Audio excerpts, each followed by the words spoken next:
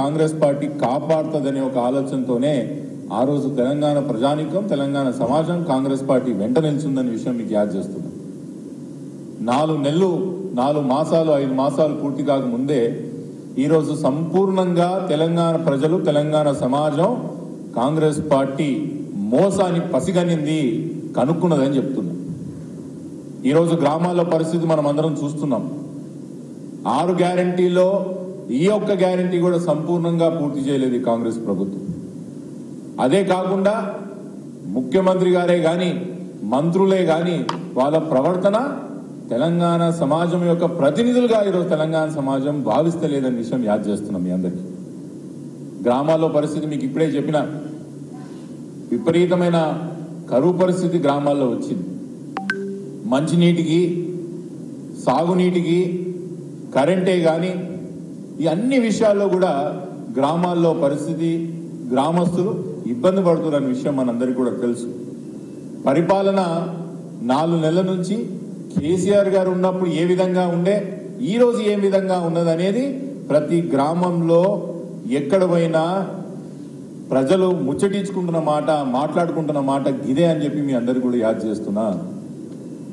తెలంగాణ ప్రజలు ఈ మోసాన్ని పసిగట్టిందే కాకుండా ఇప్పుడే మీకు ముందు చెప్పినట్టు అహంకారాన్ని కూడా పసిగట్టిండ్రు.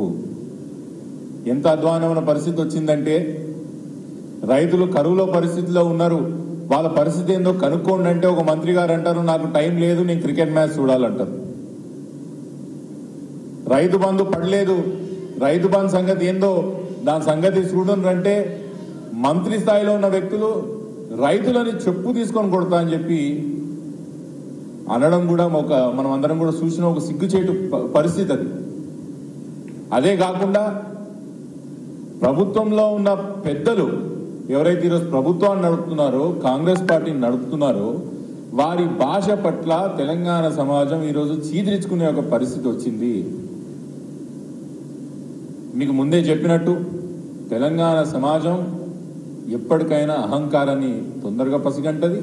అహంకారాన్ని ఎట్లా అంచాలని కూడా తెలంగాణ ప్రజలు తెలంగాణ ప్రజానీకం తెలంగాణ సమాజం ఎదురు చూస్తుంటది. దానికి ఈరోజు పరాకాష్ఠ స్థాయికి ఈ యొక్క కాంగ్రెస్ పార్టీ ప్రభుత్వం చేరుకుందని నేను భావిస్తున్నా. ఉదాహరణకు నిన్న బర్ఖాదత్ గారు చేసినటువంటి ట్వీట్, మీ యొక్క సహోదరి మన మీడియా ప్రతినిధుల యొక్క సహోదరి మన యొక్క కొలీగ్ బర్ఖాదత్ గారి ట్వీట్ ఏం చెప్పింది ఒకసారి చదివి వినిపిస్తాను, మళ్ళీ తెలుగులో చెప్పే ప్రయత్నం చేస్తాను. Witnessed horrid high-handedness from security detail of Telangana CM Revanth Reddy. At public event, reporters have a right to try and speak to a public figure, to pull and push us as our equipment falls, and pull me by my waist as all CM looks on. Is this what power does in few months? అని బర్ఖాదత్ గారు ఘాటైన comment ఘాటైన tweet చేయడం జరిగింది. కొన్ని నెలలోనే అధికారం తలకెక్కిందా అని ప్రశ్నిస్తున్నారు బర్ఖాదత్ గారు. బర్ఖాదత్ గారే కాదు, తెలంగాణ సమాజంలో ఉన్న ప్రతి ఒక్కరు కూడా ఇంత తొందర 4 నెలల్లోనే అహంకారం తలకెక్కిందా అని ప్రశ్నిస్తున్నారు. ఈ ప్రెస్ మీట్ యొక్క ముఖ్య ఉద్దేశం గ్రామాల్లో పరిస్థితి ఎట్లున్నదని మీ అందరికీ బాగా తెలుసు. నిమురు కప్పిన నిప్పులాగా ఉన్నారు ప్రజలు ఈరోజు గ్రామాల్లో. ఎప్పుడు పేలుతుందో తెలియని యొక్క అగ్నిగోళంలా తెలంగాణ సమాజం ఈరోజు తెలంగాణ సమాజం ఉంది.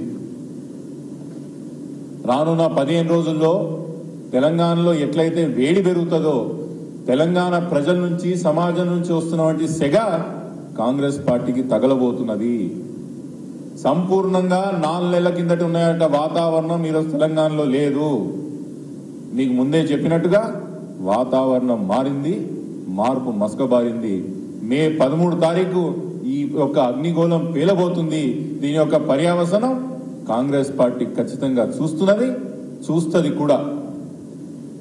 తెలంగాణ గ్రామాల్లో ఈరోజు రైతులే కానీ మహిళలే కానీ యువకులే కానీ ఎప్పుడు వస్తుందా అవకాశం కాంగ్రెస్ పార్టీకి బుద్ధి చెప్పాలని చెప్పి వేచి చూస్తున్నారు. నేను అటువంటి ఒక సోదరులందరికీ కూడా వేడుకుంటున్నా. కారు గుర్తుకు ఓటు అంటే చేతికి రోకలి పెట్టనే విషయం యాద పెట్టుకోండి. కారు గుర్తుకు ఓటు చేతికి రోకలి పెట్టు. దున్నపోతుకు కుడిది పోసి బర్రకు పాలు పిండాలంటే సాధ్యం కాదు. ఒకవేళ ఈ 4.5 సంవత్సరాల్లో ఉన్న కాంగ్రెస్ పార్టీ ప్రభుత్వం మీకు ఇచ్చిన హామీలనే కానీ, మీకు ఇచ్చిన వాగ్దానాలనే కానీ, లేకపోతే వాళ్ళ యొక్క నాయకుల యొక్క అహంకారం తగ్గాలంటే కూడా, ప్రజల్ని ప్రజల్లాగా చూడాలంటే కూడా ఈ యొక్క పార్లమెంట్ ఎన్నికలు బ్రహ్మాండమైన అవకాశం అని చెప్పి నేను వేడుకుంటున్నా.